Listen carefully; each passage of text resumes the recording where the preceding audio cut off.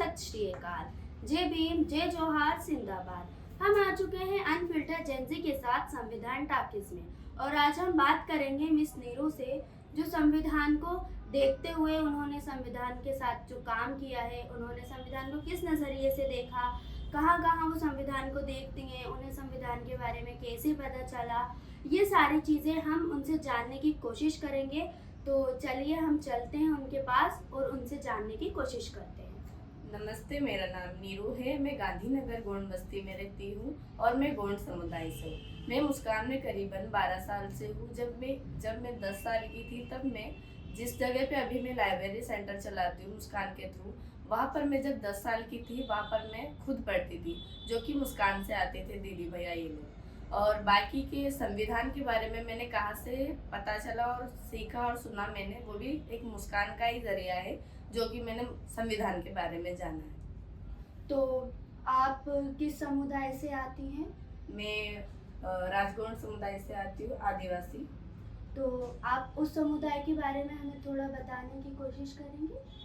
ज़्यादा तक कि मुझे ये पता है कि मेरे समुदाय में जो कि है वो राजगौंड समुदाय है, जो कि राजाओं से भी पहले राजगौंड का राज चलता था। जैसे कि आदिवासी समुदाय एक ऐसा समुदाय है जो कि जंगल में रहा करते थे, जंगल में अपनी अच्छा, तो अभी आप फिलहाल में अभी आप कहाँ रह रही हैं? मैं पहले तो हम लोग बैरागढ़ में रहते थे, जो कि करीबन हमें वहाँ से हटाया गया है। 22-20 साल हो रहे हैं। अभी हम लोग गांधीनगर गोंड बस्ती में रह रहे हैं। तो तुम गांधीनगर गोंड बस्ती में जो रह रही हो, तो वहाँ पे तुमने काम किस नज़रिए से किया है? वहाँ पे तुम जो लाइब्रेरी चला रही हो, तो वो तुम्हें वहाँ पे कौन कौन सी दिक्कतें आती हैं, तुम्हें क्या क्या फेस करना पड़ता है? जहाँ मैं लाइब्रेरी सेंटर लगाती हूँ, जो जगह है वही जगह में मैं खुद भी रहती हूँ। बस ज़्यादा दूर नहीं, थोड़ी सी दूरी की वो जो मेरा लाइब्रेरी सेंटर है, तो मैं अपने समुदाय में ही रहती हूँ। मेरे समुदाय में आसपास पारधी समुदाय, नेट समुदाय और मराठी समुदाय, सभी समुदाय के बच्चे रहते हैं, जो कि मुझे ट्रीट करना पड़ता है उन लोगों को। और साथ ही पढ़ाने के लिए मुझे मुस्कान ने कहा गया है कि 2 साल हो रहे हैं मुझे लाइब्रेरी सेंटर लगाए हुए, और समुदाय के थ्रू तो मुझे बहुत कुछ फेस करना पड़ता है। जैसे कि मेरे समुदाय में करीबन 500 लोग हैं, सिर्फ मेरे समुदाय के लोग। पर 500 लोगों में से सिर्फ मैं एक अकेली लड़की हूँ, जो कि बाहर निकलती हूँ, बाहर की चीज़ों को जानना चाहती हूँ और समझना चाहती हूँ और बाहर की दुनिया में निकलना चाहती हूँ। और मेरे समुदाय में ये है कि हमारे समुदाय में लड़की जात बाहर अकेली नहीं निकलती है। अगर निकल रही है तो उसका उल्टा इफेक्ट पड़ता है कि पता नहीं कहाँ जा रही है, क्या कर रही है। हाँ, जाती भी, मैं खुद भी मतलब निकल रही हूँ या जाती हूँ, तो 10 लोग पीछे भी बोलते हैं पता नहीं कहाँ जाती है, क्या करती है। उन ये चीज़ों की नहीं पता है कि वो अपने लाइफ में क्या कर रही है, बुरा हो रहा है कि सही हो रहा है, वो चीज़ें नहीं देखेंगे। यहाँ तक कि ये ज़रूर देखेंगे, वो बोलते हैं ना, दुनिया उंगली उठाने के लिए तो खड़े रहते हैं। तो आपके साथ ये सारी चीज़ें हो रही हैं और आप उस बस्ती में रहती हैं, तो आपने संविधान के बारे में कैसे जाना? मैंने संविधान के बारे में अपने मुस्कान से जाना, जो कि मैं बचपन से, अभी मैंने कहा कि बचपन से मैं देखती आ रही हूँ, और मैंने करीबन यही सुना था कि संविधान संविधान संविधान एक सिर्फ वर्ड था, मुझे सिर्फ यही लगता था। पर जब मैंने मुस्कान के थ्रू से जाना, तो संविधान में क्या लिखा है, संविधान क्या है, संविधान हमारे जीवन में क्या महत्व रखता है, और संविधान किसने लिखा है और किस लिए लिखा गया है, वो भी मैंने मुस्कान से ही जाना है। और मैंने संविधान का कोर्स भी किया साल भर का, जो कि मैंने 2023 में स्टार्ट किया था और अभी 2026 में ख़त्म होने वाली है। तो आपने वहाँ पे किस तरह से कोर्स किया? क्या वहाँ पे एक वर्कशॉप लगी थी, या फिर आपने फॉर्म भर के आप कहीं गई थी उसके बारे में जानने के लिए, या फिर वो खुद आए थे आपके पास कि इस तरह से हो रहा है तो आप उसमें इन्वॉल्व कर सकती हैं? हाँ, जैसे कि मैंने कहा कि मैंने मुस्कान से ही जाना था। जो मुस्कान के दीदी भैया हैं, जैसे कि हमारे कमल भैया, ब्रजेश भैया, जो भी वहाँ के प्रिंसिपल दीदी, उन्होंने मुझे कहा था कि नीरू तुम संविधान का कोर्स करो। मुझे नहीं पता था कि असल में संविधान होता है क्या, क्योंकि मैंने भी जब तक की पढ़ाई की थी, मुझे यही पता था कि संविधान एक बुक है, किताब है, जैसे कि संस्कृति है, अलग अलग बुक्स वैसे रहते, वैसे ही मुझे यही लगता था। फिर मुझे दीदी भैया ने कहा कि एक फॉर्म है, उसको भरना पड़ेगा। उसमें से अगर सिलेक्ट जो जो हो पाएंगे तब ये कोर्स कर पाऊंगी तुम। तो मैंने अपना भी अनुभव और वो फॉर्म भरा। उसके अकॉर्डिंग बहुत सारे लोगों ने भरा, जैसे कि इंदौर से, मुंबई से, अलग अलग जगहों से। उसके अकॉर्डिंग फिल हो पाई मैं सिलेक्ट। अच्छा, तो आपने जब संविधान के बारे में पढ़ा, जाना, लोगों से मिली आप, तो आपने उसे कहाँ कहाँ अप्लाई किया या आपने संविधान को कहाँ कहाँ देखा कि यहाँ पे ये संविधान, यहाँ पे ये इस चीज़ में यूज़ हो रहा है या इस चीज़ में यूज़ हो रहा है? आपकी बस्ती में आपने कहाँ देखा? मेरी बस्ती में मैंने यहाँ पर देखा है कि मेरी खुद की फैमिली के ऊपर, जैसे कि मैंने खुद ने देखा कि मेरी जो मौसी है उनकी शादी हो चुकी थी। तो हमारे समुदाय में अभी तक ये है कि जो पंचायत पंचायत करते हैं ना, तो पहले से जो चला आ रहा है वही चल रहा है। तो हमारे मेरी मौसी, उनके घरों में थोड़ा वो लोग अनकंफर्टेबल नहीं रह पा रहे, तो उनको लग रहा था कि मैं एडजस्ट नहीं कर पाऊँ। तो वो चाहती थी कि वो अपने हस्बैंड को छोड़ दे। तो हमारे में ऐसा है कि एक बार अगर शादी हो गई या किसी लड़के के साथ कोई लड़की भाग गई, तो उसे दोबारा उसी लड़के के साथ, जैसे बोलते हैं ना कि शादी होती है जो 5 दिन की, वैसी शादी नहीं होती। अलग अलग लड़के से होंगी तो शादी होंगी, और उसी से होंगी तो एक दिन की शादी हमारे में कहा जाता है, जो कि बदनामी कहते हैं हमारे समुदाय में।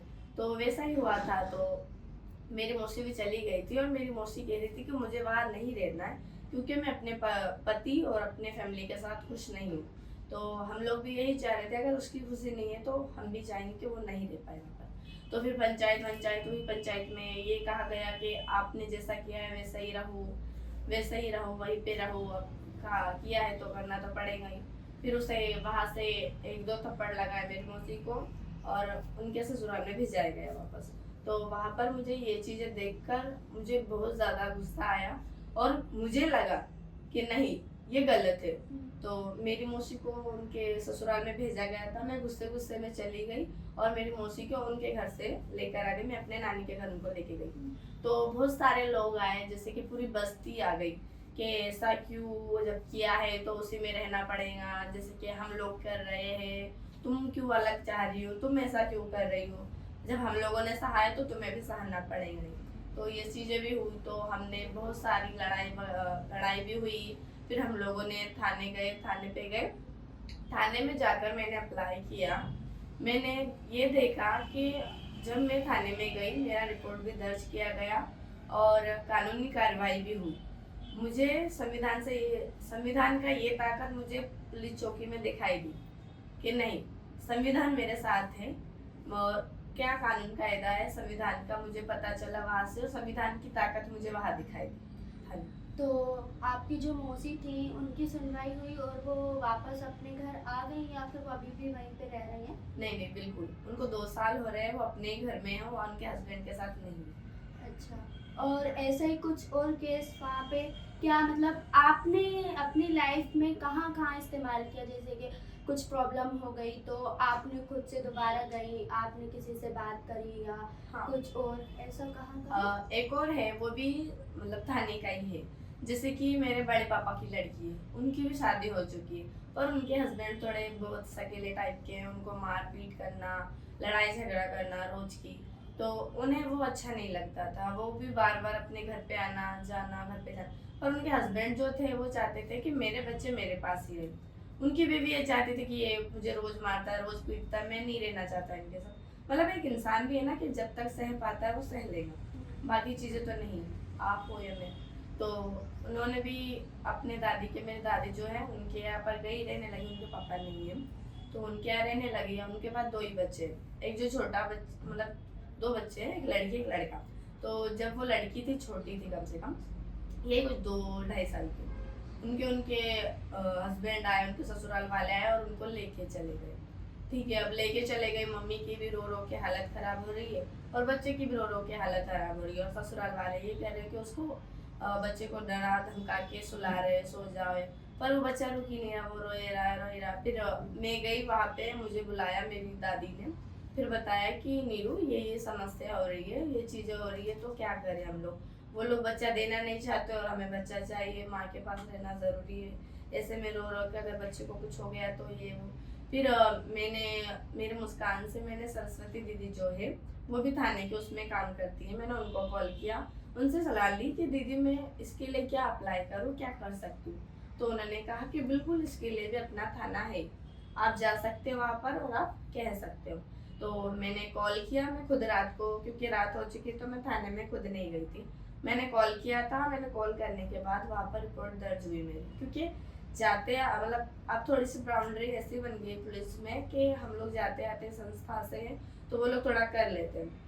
तो तब कम से कम 1-1.5 घंटे के बाद जब मैंने वहाँ पर रिपोर्ट दर्ज करवाई, 1-1.5 घंटे के बाद मेरी बहन का जो बच्चा उन्होंने ससुराल वालों ने आके दे दिया। तो वहाँ पर मुझे संविधान की ताकत दिखाई। अच्छा, एक और ये क्वेश्चन है कि क्या आपने कभी बाल विवाह जो होता है वो आपने कभी रुकवाने की कोशिश की? हाँ जी, बिल्कुल। जैसे कि बस्ती में मेरे अलग समुदाय में है, जैसे कि मैं गोंड समुदाय से, वो पारधी समुदाय समुदाय से। तो मैं जिन बच्चों के साथ काम करती हूँ वो पारधी समुदाय के ही बच्चे हैं। तो मेरा उनके साथ ये भी है कि एक बहुत अच्छे तरीके से उनसे बातचीत और फ्रेंडली रहती हूँ मैं उनके साथ। तो कुछ भी दिक्कत लगे या कुछ भी प्रॉब्लम लगे तो अपना मुझसे कह सकते हैं, ऐसा मतलब बना के रखा है मैंने। तो एक लड़की है जो कि पारधी समुदाय में रहती है, उन्होंने कहा कि मेरी अभी शादी होने वाली है और उनकी एज कम से कम 16-15 के करीबन है। तो ये तो बाल विवाह में आता है, ये मुझे भी पता है और यहाँ तक कि उसे भी पता था कि ये बाल विवाह में आता है, मुझे शादी नहीं करनी। तो उन्होंने कहा कि मुझे शादी नहीं करनी। तो मैंने भी एफर्ट किया कि अगर तुम्हें नहीं करना है तो तुम नहीं कर सकते हो, क्योंकि तुम नाबालिग हो। जब बालिग हो सकते हो तुम्हारा अधिकार है कि तुम खुद से शादी कर सकते हो या फैमिली के अकॉर्डिंग। तो तब भी हमने थाने गए, थाने में जाके रिपोर्ट किया और जो था शादी का मैटर वो रुक गया। ये भी वहाँ पर भी संविधान का दिखाई दिया। अच्छा, तो मतलब अगर देखा जाए तो आप जिस बस्ती में रहती हैं, तो अगर आप कहीं की कंप्लेंट करती हैं या आपको कुछ अन्याय वगैरह का दिखता है तो आप न्याय के लिए थाने जाते हैं तो आपकी सुनी जाती जी है। बिल्कुल। तो अब आप थोड़ा अपनी फैमिली बैकग्राउंड के बारे में बता सकती हैं मुझे कि आपका फैमिली बैकग्राउंड क्या है और आपके यहाँ पे कितने लोग हैं, आपको कैसे सस्टेन करना पड़ता है? मेरे यहाँ पर तो ये है, जो कि मैंने कहा कि जो गोंड समुदाय के लोग हैं, मैं खुद भी गोंड समुदाय से हूँ, कम से कम 500 लोग हैं, जो जनसंख्या है वो 500 है। तो वहाँ पर ऐसा है कि मैं जो निकलती हूँ बाहर पढ़ने के लिए, अपनी चीज़ों के लिए, क्योंकि जब तक निकलूंगी नहीं लगता नहीं कि मैं आगे बढ़ पाऊंगी, अपनी चीज़ों को समझ पाऊंगी और सीख पाऊंगी, इसलिए निकलना ज़रूरी है, ये मुझे लगा। पर जो बाकी लोग हैं वो नहीं निकलना चाहते अपने लाइफ में, जो जहाँ है वहीं रहना चाहते हैं। कहते हैं कि हम लोग यहाँ हैं, हम यहीं रहेंगे, यहीं से हमें कहीं नहीं जाना। पर मुझे जहाँ तक ही लगता है कि हमें बाहर निकलना चाहिए और बाहर जाना चाहिए और बाहर की चीज़ों को देखना चाहिए। तो मेरे यहाँ पर यही है। और मैं जो मतलब मेरे घर से, जो मैं समुदाय से बिलोंग करती हूँ, मेरे घर की अब आर्थिक स्थिति बहुत खराब है। मेरे घर पे मेरी मम्मी नहीं है, मेरे पापा है जो कि कहीं नहीं जाते हैं। मेरे घर पे मैं बड़ी हूँ, हम 3 बहनें हैं, एक भाई है जो कि ढाबे पे काम पे जाता है, जो रुमाली रोटी होती है ना उसके काम पे जाता है।